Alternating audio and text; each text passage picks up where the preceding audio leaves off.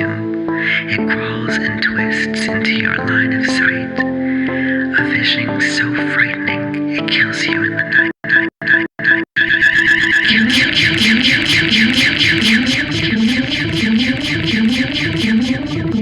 If this case doesn't break your heart, then nothing will. This man is one of the coldest, cruelest monsters I have ever researched.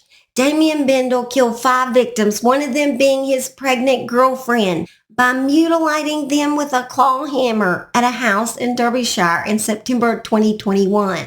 And that is not even the worst part of this story. I am warning you, this case will upset you and then downright piss you off. So viewer discretion is advised. Also, welcome to the Murder She Shed. This is the place we honor the dead right from my she shed. My name is Holly. If you wouldn't mind hitting the subscribe to support my channel, you can hear all my rarely heard true crime cases right from my little she shed. All right, here we go. 35-year-old Terri Harris absolutely loved her work as a care worker and would go above and beyond for the people she cared for. Family said she was an amazing mom. Her babies were her world. Terri was a bubbly, loving person who enjoyed going to concerts, singing, karaoke, shopping, and taking her children to see wrestling and dancing on ice. Terri Harris had 2 children with Jason Bennett, but they split up after 14 years together. They had a son named John. It was said that John would not hurt a fly. Literally, if he saw an insect, he would carefully put it outside. He was very trusting and would always see the best in people. John was a well-mannered, polite, funny, and passionate young boy. He loved computers and video games like a lot of young boys. Their daughter's name was LACEY. She was described as a proper girl who loved pink and sparkly things. LACEY had a very kind and caring heart and was described as being polite and well-mannered too. Her dad said she was a TikTok queen. I guess she loved TikTok. Connie, who was LACEY's absolute best friend after they moved to Killamarsh, was described by her father as being a superstar in every way. She had a gift. If someone was down, she could instantly make them feel okay. She lit up every room she went in and meant something to everyone she came across, even in hard times. Connie had the ability to keep everyone smiling. Mom Terri had first moved to Killamarsh in September 2020 and had tried to keep the address secret from Damien Bendall, who she had first met on a dating website in April that year. Bendall, who was an ex-cage fighter, had become too controlling and abusive, and because abusers are so good at manipulating their victims, by August 2021, she told her friend she and Bendall was trying for a baby. And around this time, she told her mother she intended to marry him. Terri did end up becoming pregnant, and it would have been Bendall's first child. Bendall, who's a no-count good piece of, I'm not going to say it, but I want to, jobless ex-con and drug addict who didn't work but managed to fund his constant supply of legal drugs by selling Terri's belongings, including her laptop and washing machine. Bendall was a gangster wannabe and boasted about the times he'd been in jail. He had a string of prior convictions, including arson, robbery, and attempted robbery dating back a decade. Bendall was known to have taken pleasure in torturing kittens. He had boasted about putting down a dog by beating it with a brick. You can tell by this he loved to torture the weak and smaller creatures, and this leads us to begin to know what kind of evil monster that he is and what he could be capable of. In 2011, age 21, he was jailed for 2 years for mugging a man for $50 and a mobile phone. He was jailed again in 2015 after attempting to rob a local news agent with a knife. And just last June, he was sentenced to 17 months in prison, suspended for 2 years after admitting arson. He torched a BMW car and was given 175 hours unpaid work, a 5-month curfew, and made to pay compensation to his victim. Bendall was said to be estranged from his mother, but sources said he was very close to another relative who took his own life in November 2020 amid a mental health crisis, which was said to have been traumatic to him. On September 19, 2021, Bendall's monster side would make an appearance. On this afternoon, LACEY, who was now 11, her best friend Connie, and 13-year-old brother John, had set up a stand selling sweets in order to raise money for cancer research. This just shows what kind of children they were.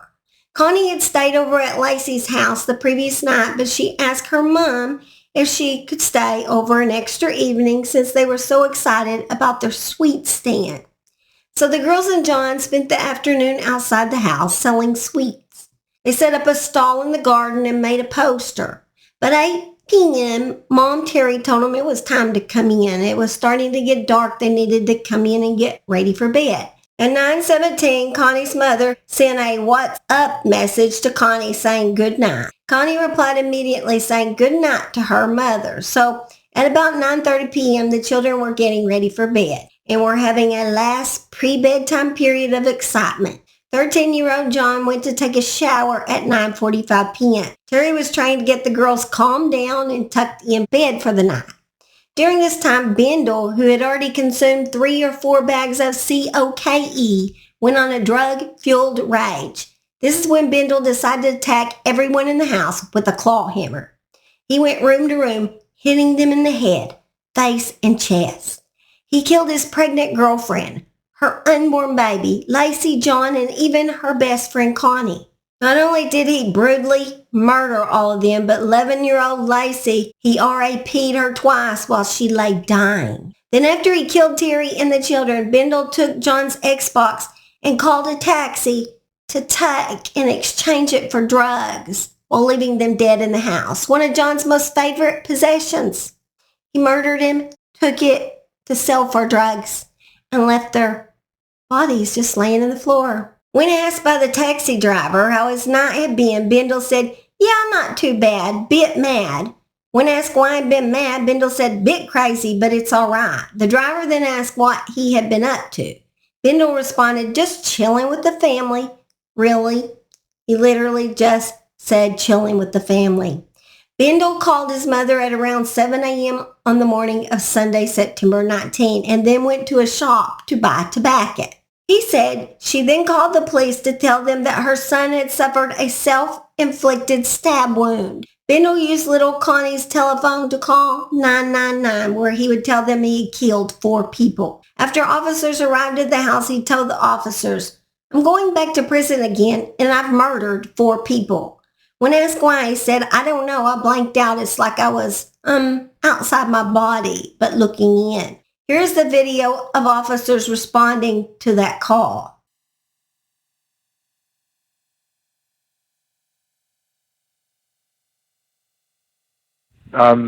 Basically, I need the police and the ambulance and that because I've killed 4 people. Okay, just hold the line. Bear with me. Yeah, I don't know what happened. Alright, come to me. Mate, have you got anything on you that you shouldn't have? No, there's no weapons or nothing. Right. Right, do you just want them to do your coat? Have you armed yourself? Yeah. You have? Have you stabbed yourself, mate? I can see blood on your hands. Yeah. Anywhere else? Just my chest, 4 inches in with a bread knife. Can we have a look? Yeah, and one on the stomach. I bled quite. Right, do you want? Yes. Can we go down this? No, just stay there. I just don't want to be in front of everyone. Alright, just go on the corner. Just walking wounded at the minute. Alright, stand here. Stay here. Right, So we told you, I know what's going to happen to you now, mate. Well, I know it's going to happen just when we go to prison, obviously, again. Why, what have you done? Have you done something to anyone else? Yeah. What have you done? I've murdered 4 people.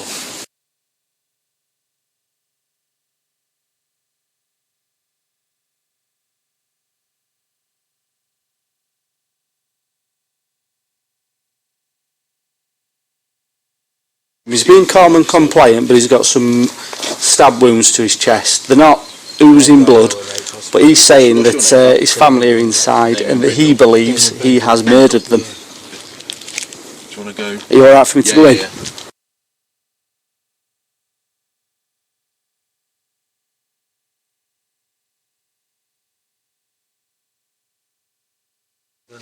Damien, at 07:47 hours, I'm arresting you on suspicion of murder. You don't have to say anything, but it may harm your defence.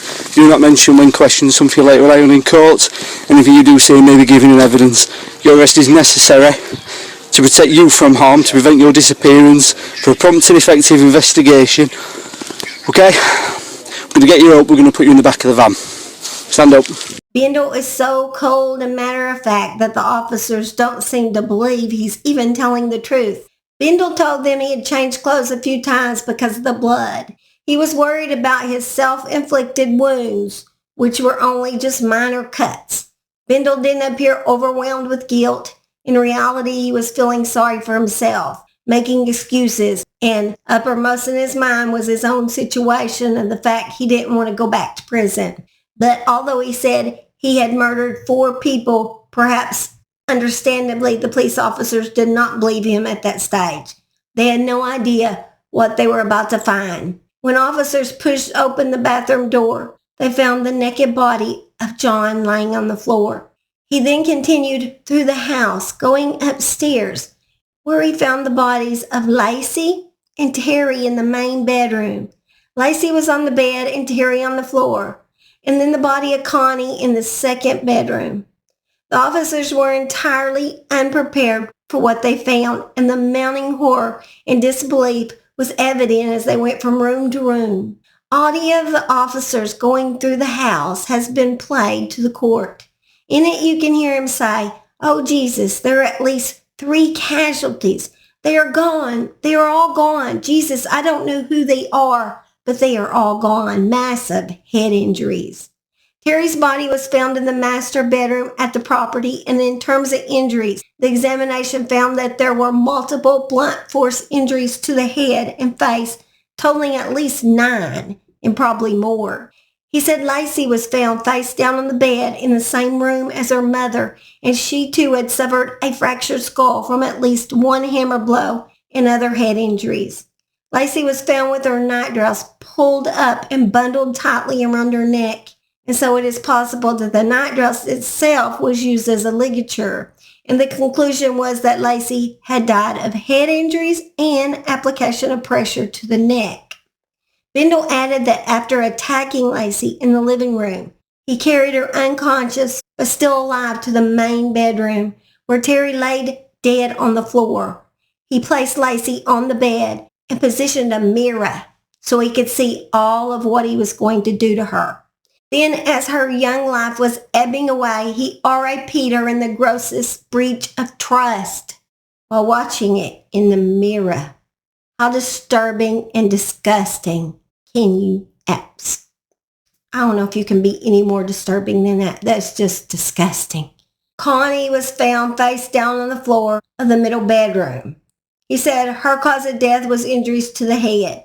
The prosecutor said John was found in the bathroom with multiple blunt force traumas also to the head.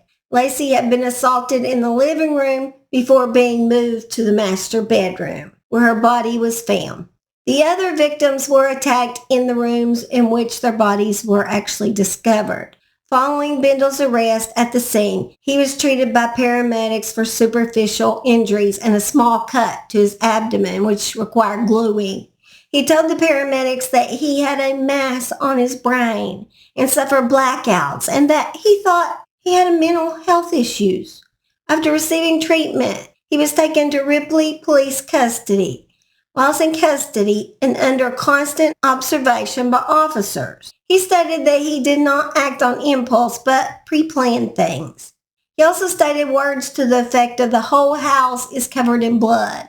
I used a hammer. I did not realize what I did until I walked into my room and saw my missus and my daughter." He said, "Bet you don't usually get 4 murders and kill 'em ours, do you?" "Well, I mean 5, because my missus was having a baby." It seemed as if he was proud of the fact and bragging about the murders. After the murders, when he went to buy tobacco, he was seen on CCTV smiling with blood on his hands. The judge told them he would end up dying in prison after he was sentenced to life in prison. Thank God, thank you, Jesus. That's what he needed. And I hope he gets tortured. I do. Jason Bennett, LACEY and John's father, had everyone at the children's funeral belt out the song Never Enough from the film The Greatest Showman because of the memories he had with his beautiful babies while driving in his car. They always would sing the song as loud as they could while driving. Here is one of Jason's last recorded memories of his children. It is very cute. Go on then. Stand up. Stand up then. No, try and stand up.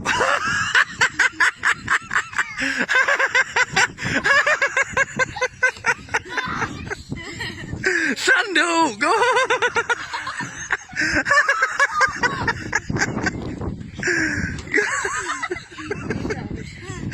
God. want one of those. Wild birds have been on them.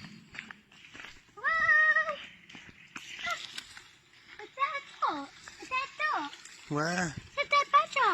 It isn't. If anyone deserves to be tortured in prison, it should be Damien Bendall. Just a cruel monster who abused the trust he had with these innocent children. Prayers go out to friends and family of all the victims. I can't even imagine how hard it would be to survive through something like this. Guys, I hope y'all had a happy holiday. Unfortunately, I gave my husband the flu too, and he was stuck home with me. But I made us some chicken and rice and yeast rolls, so we survived.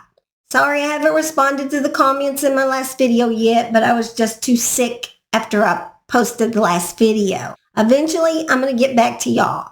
Y'all make sure you come back and visit this Southern gal in the murder she shed soon, and hopefully I keep getting better. I've got the cough now. That's never any fun.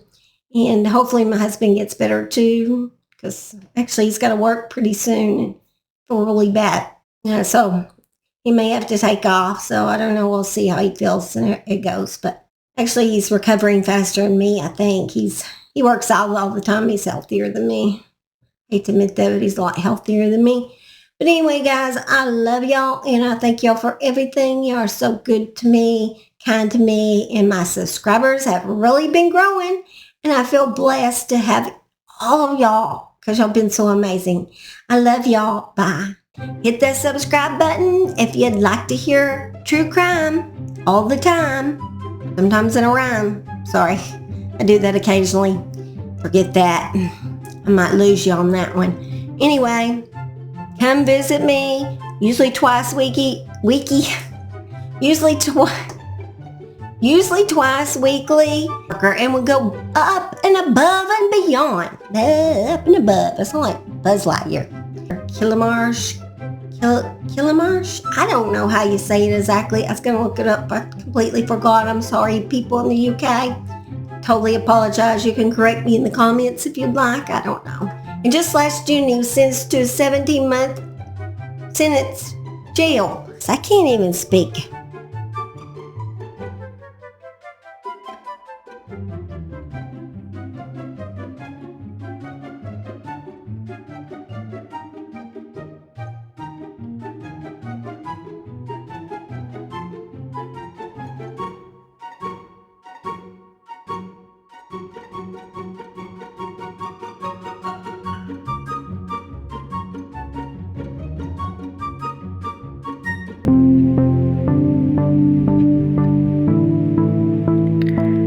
Fears that tremble in the corner of your room, existing so brashly out of its waking tomb. It crawls and twists into your line of sight, a vision so frightening it kills you in